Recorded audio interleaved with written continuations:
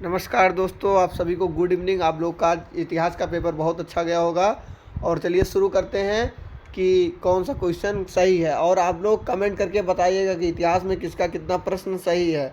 जिस किसी का भी परसेंटेज हो, कॉर्नर पे ऐसे परसेंटेज का सिंबल बना हो, वो लोग क्वेश्चन नंबर 1 से मिलाना शुरू कर सकते हैं।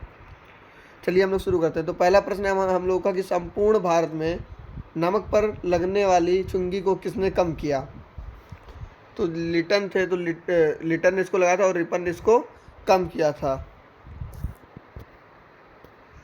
अगला क्वेश्चन है कि आर्थिक विकेंद्रीकरण को कब आगे बढ़ाया गया। तो आर्थिक विकेंद्रीकरण को 1882 में आगे बढ़ाया गया। अगला प्रश्न है कि आर्थिक विकेंद्रीकरण को कितने भागों में बांटा गया। आर्थिक विकेंद्रीकरण को 4 भागों में बांटा गया था। स्थानीय स्वशासन से संबंधित कानून कब बना था। तो स्थानीय स्वशासन से संबंधित कानून 1882 में बना था। जिस किसी ने बी लगाया होगा उसका एकदम सही है। अगला प्रश्न है कि मद्रास में स्थानीय बोर्ड कानून कब बना। मद्रास में स्थानीय बोर्ड कानून 1884 में बना। डी आंसर इसका सही है। चार्ल्स वुड डिस्पैच 1854 में आया। हंटर कमीशन का गठन कब हुआ। तो हंटर कमीशन का गठन जो है वो 1882 में हुआ। प्रथम कारखाना कानून कब अस्तित्व में आया। प्रथम कारखाना कानून 1881 में अस्तित्व में आया। इल्बर्ट बिल विवाद का समय क्या है। तो इल्बर्ट बिल विवाद का जो समय है क्या है, आप लोग बताने का प्रयास करिए कि क्या है।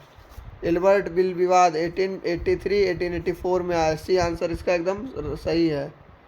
विलय के बाद मैसूर को कब वापस किया गया। तो विलय के बाद मैसूर को 1881 में 1881 में वापस किया गया।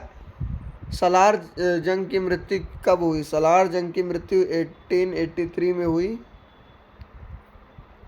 भारतीयों ने किस वायसराय को सज्जन वायसराय कहा था। तो आप सभी को पता होगा, लॉर्ड रिपन को इन्होंने सज्जन वायसराय का नाम दिया था। किसने, भारतीयों ने। ये क्वेश्चन मैंने आपको कराया भी था PYQ में। किसके प्रशासन काल में स्वर्ण युग का आरंभ बिंदु माना जाता है। किसके प्रशासन काल को स्वर्ण युग का आरंभ बिंदु माना जाता है। तो लॉर्ड रिपन के कार्यकाल को स्वर्ण युग का आरंभ बिंदु माना जाता है। अगला प्रश्न है किस वायसराय को भारत का मुक्तिदाता कहा जाता है। तो लॉर्ड रिपन को भारत का मुक्तिदाता कहा जाता है दोस्तों। लॉर्ड रिपन की मृत्यु कब हुई। तो 1909 में इनकी मृत्यु हुई। लॉर्ड कर्जन को भारत का वायसराय कब बनाया गया। लॉर्ड कर्जन को भारत का वायसराय कब बनाया गया। तो 1889 में लॉर्ड कर्जन को भारत का वायसराय बनाया गया। अगला प्रश्न हम लोग का कि किसने कहा था कि पूर्व में एक ऐसा विश्वविद्यालय है जहां छात्रों को प्रमाण पत्र कभी नहीं मिला। तो ये कथन लॉर्ड कर्जन का है। अगला प्रश्न हम लोग का कि पुलिस आयोग का गठन कब हुआ। तो पुलिस आयोग का गठन 1902 में हुआ और CID जो थी वो 1903 में बनी थी। टंकण तथा पत्र मुद्रा अधिनियम कब बना। टंकण तथा पत्र मुद्रा अधिनियम कब बना। ये 1889 में बना। ए आंसर इसका एकदम सही हो जाएगा। एंड्रयू फ्रेजर की अध्यक्षता में पुलिस आयोग ने अपनी रिपोर्ट कब सौंपी। एंड्रयू फ्रेजर की अध्यक्षता में पुलिस आयोग ने अपनी रिपोर्ट 1902 में सौंपी। ये इसका आंसर एकदम सही हो जाएगा। सहकारी उधार समिति अधिनियम कब पारित हुआ। सहकारी उधार समिति अधिनियम 1904 में लॉर्ड कर्जन के कार्यकाल में पारित हुआ। कर्जन के समय में कृषि इंस्पेक्टर जनरल की नियुक्ति कब की गई। तो ये 1901 में की गई थी। अगला प्रश्न है हम लोग का कि पूसा में कृषि अनुसंधान संस्थान कब बनाया गया। तो ये 1905 में बनाया गया दोस्तों। पंजाब लैंड एलिएशन एक्ट कब बना। तो पंजाब लैंड एलिएशन एक्ट 1900 में बना। डी आंसर इसका एकदम सही हो जाएगा। अगला प्रश्न है कर्जन ने रेल आयोग का गठन कब किया। तो कर्जन ने रेल आयोग का गठन 1901 में किया।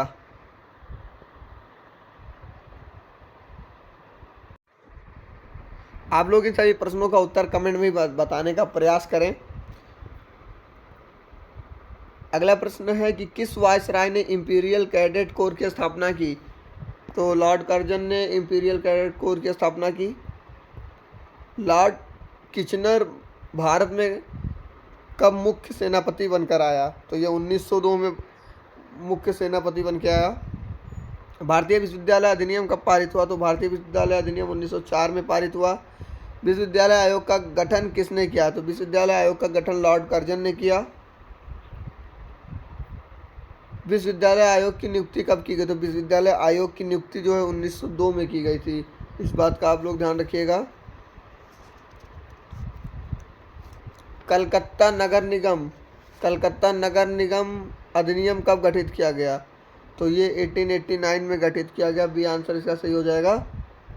किस वायसराय ने कहा कि वह वायसराय पद से सेवानिवृत्त होने पर कलकत्ता नगर निगम का महापौर होना पसंद करेगा? तो ये कथन किसका? तो ये कथन लॉर्ड कर्जन का है।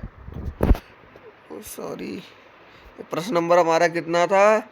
प्रश्न नंबर ये हमारा 32 नंबर था।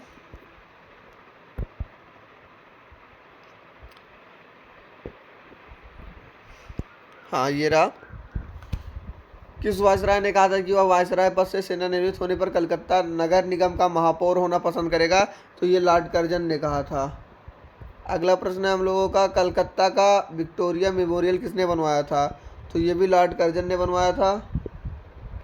प्राचीन स्मारक प्रशिक्षण अधिनियम कब बना? प्राचीन स्मारक प्रशिक्षण अधिनियम 1904 में बना। दिल्ली में राज्यरोहण दरबार का आयोजन कब किया गया? ये राज्यरोहण दरबार वही दिल्ली दरबार है। तो दिल्ली में राज्यरोहण दरबार कब आयोजित किया गया था? तो ये 1903 में किया गया था, लॉर्ड कर्जन के कार्यकाल में। बंगाल विभाजन कब हुआ? बंगाल विभाजन 1905 में हुआ। नील आयोग का गठन कब किया गया? तो नील आयोग का गठन कब हुआ? नील आयोग का गठन जो है 1860 ईस्वी में हुआ। चलो आप लोग ध्यान रखिएगा, 1860 में। बंगाल का विभाजन कब रद्द किया गया? तो बंगाल का विभाजन 1911 में रद्द किया गया। रविंद्रनाथ टैगोर ने रक्षाबंधन दिवस कब मनाया? तो रविंद्रनाथ टैगोर ने रक्षाबंधन दिवस 1905 में मनाया था। लॉर्ड कर्जन ने अपने पद से इस्तीफा कब दिया था? तो लॉर्ड कर्जन ने अपने पद से इस्तीफा 1905 में दिया था। किस वायसराय ने कहा था कि यदि हम भारत को खो देंगे तो हमारे देश के साम्राज्य का सूर्य अस्त हो जाएगा? तो ये लॉर्ड कर्जन ने कहा था। जहाज की दीवारों पर किसने भारत छोड़ो लिखा था? तो बीसी दत्त ने लिखा था। अंतरिम सरकार की स्थापना कब हुई? अंतरिम सरकार की स्थापना, दोस्तों इसमें से 2-3 प्रश्न ऐसे भी देखे गए हैं, लगभग 2 से 3 प्रश्न ऐसे देखे गए हैं जिनका आंसर है ही नहीं। अंतरिम सरकार की स्थापना पता है 2 सितंबर 1946 में हुई थी, और इसमें दिया ही नहीं गया 2 सितंबर 1946। तो अंतरिम सरकार की जो स्थापना 2 सितंबर 1946 में हुई थी। प्रत्यक्ष कार्यवाही दिवस कब मनाया गया? तो प्रत्यक्ष कार्यवाही दिवस 1946 में मनाया गया। अगला प्रश्न है कि मुसलमानों को भड़काने के लिए बिहार दिवस कब मनाया गया? तो ये भी प्रश्न वैसा ही है कि मुसलमानों के भड़काने के लिए बिहार दिवस मनाया ही नहीं गया था। तो इसमें भी कोई आंसर मुझे सही नहीं लग रहा है। अकॉर्डिंग टू जो भी मैंने अभी तक चेक किया है उसमें ऐसा ही है। तो ये प्रश्न भी हमारा बेकार है। तो ऐसे 2 प्रश्न हमको देखने को मिले थे कि जिसका आंसर है ही नहीं। अगला क्वेश्चन हम लोग देखते हैं 46 नंबर। जॉर्ज क्लीमेंट इटली द्वारा भारतीय स्वतंत्रता की घोषणा कब की थी? तो उन्होंने 1947 में की थी। अगला है, किसने कहा था कि चाहे सारे भारत को आग लग जाए तो भी पाकिस्तान नहीं बनेगा? तो ये महात्मा गांधी का कथन है। चौधरी रहमत अली ने पाकिस्तान शब्द कब गढ़ा? तो 1933 में चौधरी ने ये पाकिस्तान शब्द गढ़ा। कैबिनेट मिशन भारत कब आया? कैबिनेट मिशन भारत 1946 में आया था। भारतीय स्वतंत्रता अधिनियम कब पारित हुआ? भारतीय स्वतंत्रता अधिनियम 1947 में पारित हुआ। सी आंसर सही हो जाएगा। कांग्रेस ने पूर्ण स्वतंत्रता का प्रस्ताव कब पारित किया था? कांग्रेस ने पूर्ण स्वतंत्रता का प्रस्ताव 1929 में पारित किया था। कम्युन अवार्ड की घोषणा कब की गई थी? तो ये 1932 में ही की गई थी। भारत कब स्वतंत्र हुआ? 1947 में भारत स्वतंत्र हुआ। अगला प्रश्न है माउंट बेटन योजना कब लागू की गई? माउंट बेटन योजना 1947 में लागू की गई। 42वां संविधान संशोधन 1976 में हुआ। पंचशील सिद्धांत कब स्वीकार किया गया? पंचशील सिद्धांत 1954 में स्वीकार किया गया। सी आंसर इसका सही हो जाएगा। गुटनिरपेक्षता शब्द का प्रथम प्रयोग कब हुआ? तो 1953 से 1954 में हुआ। नेहरू युग कब से कब तक माना जाता है? तो 1947 से 1964 तक नेहरू युग माना जाता है।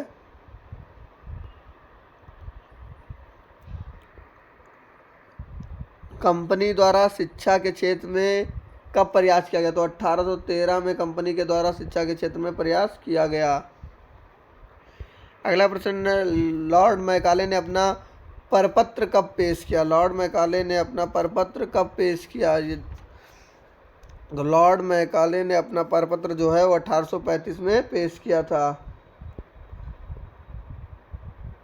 अगला प्रश्न है भारतीय शिक्षा का मैग्ना कार्टा किसे कहा जाता है? तो भारतीय शिक्षा का मैग्ना कार्टा वुड डिस्पैच को कहा जाता है।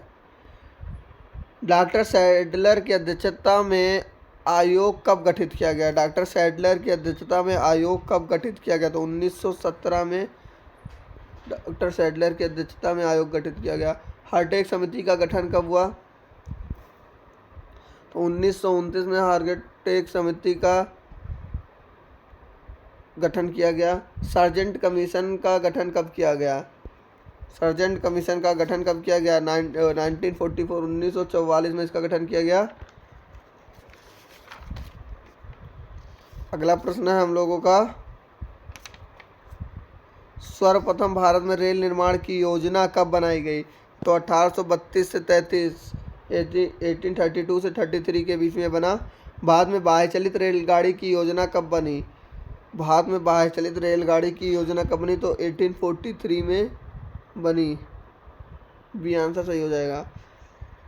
भारत के सचिव ने प्रथम रेलवे इकरारनामे पर हस्ताक्षर कब किया?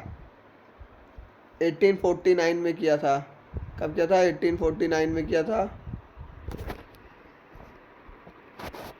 अगला प्रश्न है हावड़ा से हुगली तक बने रेल पथ का प्रारंभ कब किया गया? तो 15 अगस्त 1854 को किया गया। बी आंसर इसका सही हो जाएगा। भारत से पहला रेल पथ बम्बई से ठाणे की लंबाई कितनी थी? तो इसकी लंबाई जो थी वो 21 मील थी। ए आंसर इसका सही हो जाएगा। मद्रास रेलवे कंपनी द्वारा रोमापुरम से अर्काट तक कितने लंबे रेल पथ का निर्माण किया गया? तो 65 मील लंबे पथ का निर्माण किया गया था। अगला है मुस्लिम प्रतिनिधि मंडल विशेषाधिकार कब प्राप्त किया गया? तो ये 1906 में प्राप्त किया गया। इस बार थोड़े शब्द को कठिन चुना गया है, बाकी यही कह रहा है कि मुस्लिम लीग की स्थापना की हुई है इनडायरेक्टली, तो ये यही कहने की कोशिश कर रहा है।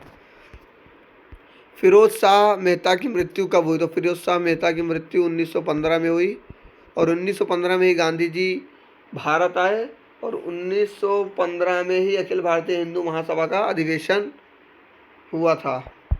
फिरोज शाह की मृत्यु 1915 भी आंसर हो जाएगा।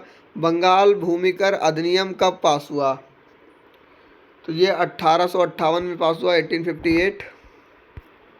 अगला है अखिल भारतीय हिंदू महासभा का प्रथम अधिवेशन कब हुआ? तो ये भी 1915 में हुआ था। सर्वप्रथम चकबंदी अधिनियम कब पास किया गया? तो चकबंदी अधिनियम जो है 1920 में पास किया गया। सहकारी खेती संबंधित कार्यक्रम केंद्रीय सरकार द्वारा कब तक संचालित था? तो 1869। जाकिर हुसैन समिति का गठन कब किया गया? जाकिर हुसैन समिति का गठन 1937 में किया गया। अगला प्रश्न है हम लोगों का लॉर्ड नॉर्थ ब्रुक कब वायसराय बन के भारत आए? तो ये 1872 में भारत आए। लॉर्ड नॉर्थ ब्रुक के बाद कौन वायसराय बना? तो इनके बाद लॉर्ड लिटन वायसराय बने। स्वतंत्र व्यापार की नीति का पालन किसने किया? तो स्वतंत्र व्यापार की नीति का भी पालन नॉर्थ ब्रुक ने किया था। लॉर्ड लिटन वायसराय कब बना? लॉर्ड लिटन वायसराय जो है वो 76 से 80 तक उसका कार्यकाल है, तो 76 में बना। लॉर्ड लिटन ने कुल कितनी वस्तुओं पर आयात शुल्क हटाया था? तो कुल 29 वस्तुओं से हटाया था। लॉर्ड लिटन ने मोटे विदेशी कपड़े से आयात शुल्क कब हटाया? तो लॉर्ड लिटन ने मोटे विदेशी कपड़े से आयात शुल्क 1879 में 1879 में हटाया। अगला प्रश्न है, दक्षिण भारत में कृषि राहत अधिनियम कब आया? तो 1879 में आया। अगला प्रश्न है हम लोगों का कि लॉर्ड लिटन के समय दिल्ली दरबार का आयोजन कब हुआ? तो 1877 में हुआ। भारत भारतीयों का यह नारा किसने दिया? तो ये नारा बाल गंगाधर तिलक का है। पृथक सार्वजनिक सेवा की पहल किसने की थी? तो लॉर्ड रिपन ने की थी। प्रतियोगी परीक्षा में उम्र को 21 से 19 वर्ष कब किया गया? तो ये 1878 में किया गया। सत्येंद्र नाथ टैगोर कब आईएएस बने? तो सत्येंद्र नाथ टैगोर जो आईएएस 1886 में बने। भारतीय शस्त्र अधिनियम कब आया? तो भारतीय शस्त्र अधिनियम 1878 में आया। वैधानिक सिविल सेवाएं कब बंद की गई? वैधानिक सिविल सेवाएं 1886 में बंद की गई। देसी भाषा समाचार पत्र अधिनियम कब पारित हुआ? तो देसी भाषा समाचार अधिनियम पत्र 1878 में पारित हुआ। अगला है, भारत में ब्रिटिश शासन का सबसे असफल काल किसके शासनकाल को कहा गया? तो लॉर्ड लिटन के कार्यकाल को सबसे असफल कार्यकाल कहा गया। अगला है, वर्नाकुलर प्रेस एक्ट कब रद्द किया गया? तो ये 1882 में रद्द किया गया।